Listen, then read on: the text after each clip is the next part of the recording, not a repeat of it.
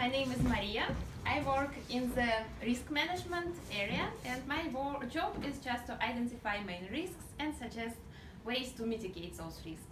However, in my personal life, I usually make very unexpected decisions, and I believe this is due to my either naivety or adventurism. So when I studied at school, I took part in an exchange program and spent 3 months in Germany, living in a guest family. Basically, in order to get in this program, you need to accomplish several rounds of interviews and write a detailed letter about yourself. However, you never know what family you would get. So you just pack your luggage and spend about 25 hours in a bus with the hope that you will get a nice, friendly family. So I was very lucky. I had this great family with 4 children, and they were very, very hospitable. I believe this was one of my greatest experiences in my life. However, a friend of me who took part at the same time in that exchange program had very bad luck with his cast family. Basically, he had many limitations. He didn't get his breakfast every day, so he moved to another family, which was not much better than the previous one. And finally, he ended up with his aunt or any relatives who spent that time in Germany. So that's it, my naive or adventurous decision. I believe you know this feeling when you don't know what to expect. You just make some decision and don't anticipate the consequences. That's what happened to me when I decided to study finance in my master degree. I just applied to one of the top-ranked universities in Germany and decided that I'd like to study finance. However, as I said, I had no idea about stocks, bonds, or income statement, cash flows. So the first 2 or 3 months of my studying, I had just feeling that I had courses in Chinese. Not because many students were from China, but also this was the true, but because I could hardly understand 30% of the course of corporate finance.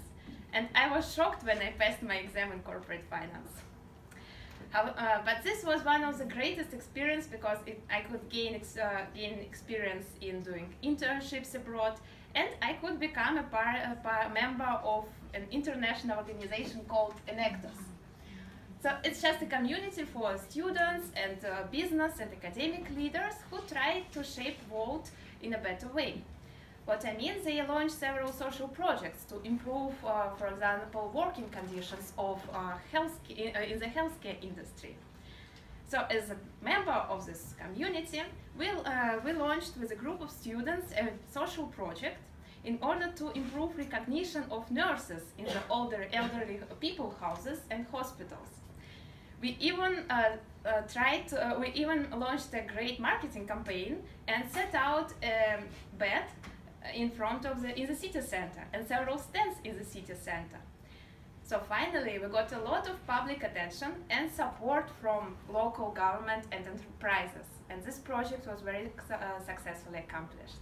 Again, this was a very either naive or very adventurous decision. And of course, while studying in Germany, I traveled a lot. Once I decided to go to the Abbey Chantal.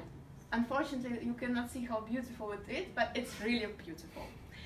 And it's located on the edge of the world. Basically, we spent about 5 or 6 hours in a bus or in train, made several changes. And finally, we arrived at about 3 p.m. We wanted to spend there only 1 day, so we asked the driver, when will the next bus go to the train station back? And the driver said that the bus we came in was the last bus that day. So basically, this Abbey is located on the edge of the world, and there are no buses after 3 p.m. We had no idea whether there were any hotels or any opportunities to stay for a night, but of course we decided to stay for a night in the Abbey. It was very beautifully decorated because it was Halloween time, and believe it or not, there were many pumpkins in the Abbey, and there were wonderful views.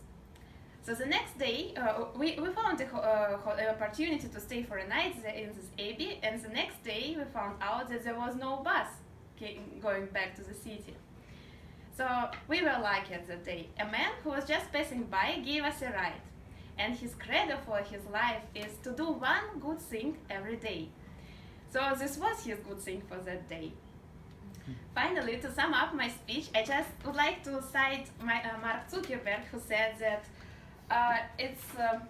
the biggest risk is not taking any risks. So the only strategy that is guaranteed to fail is not taking risks. Thank you.